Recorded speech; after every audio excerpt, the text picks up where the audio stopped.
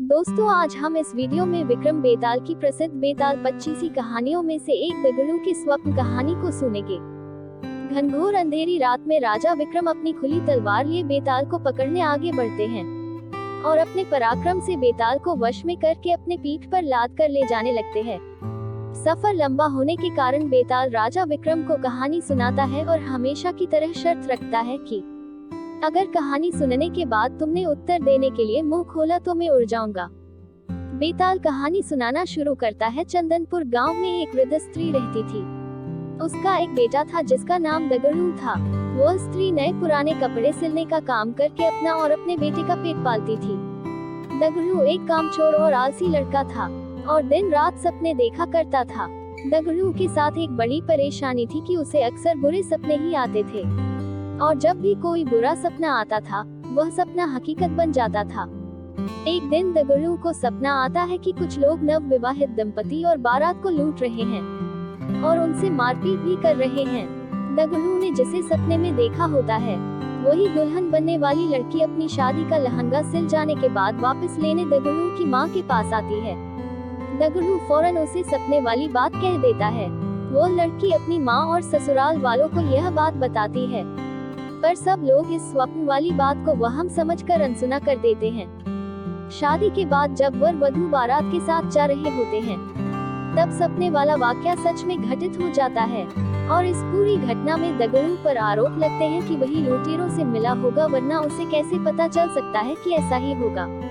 और शक की बिनाह पर सारे लोग मिलकर दगड़ू की खूब पिटाई करते हैं।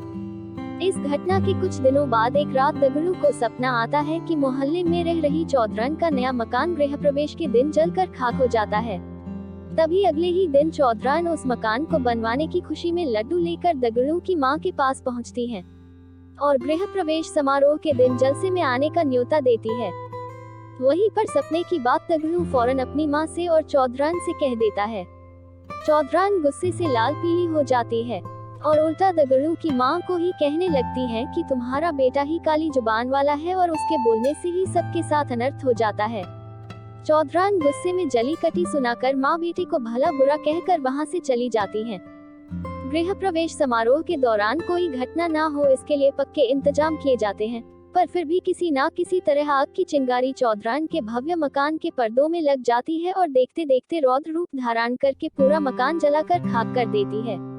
चूंकि दगड़ू इस बारे में पहले ही बोल चुका था, इसलिए सब उसे काली जुबान का बोल उस पर टूट पड़ते हैं और उसे मारकर गांव से निकाल देते हैं। दगड़ू समझ नहीं पाता है कि लोगों को सच सुनकर उसी पर क्रोध क्यों आता है। खैर, दगड़ू एक दूसरे राज्य चला जाता है जहां उसे रात की पहर में महल की चौकीदारी करने का काम मिल जाता है। वहां के राजा को अगले दिन सोनपुर किसी काम से जाना होता है, इसलिए वह रानी को कहते हैं कि उसे सुबह जल्दी उठा दें। दगड़ू रात में महल के दरवाजे पर चौकीदारी कर रहा होता है।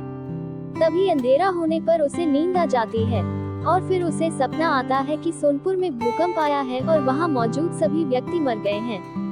दगड़ू चौंक कर जाग जाता है और अपनी चौकीदारी करने लगता है।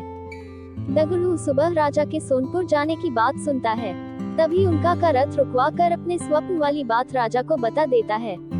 राजा सोनपुर जाने का कार्यक्रम रद्द कर देते हैं और अगले ही दिन समाचार आता है कि सोनपुर में अचानक भूकंप आया है और वहां एक भी व्यक्ति जीवित नहीं बचा है।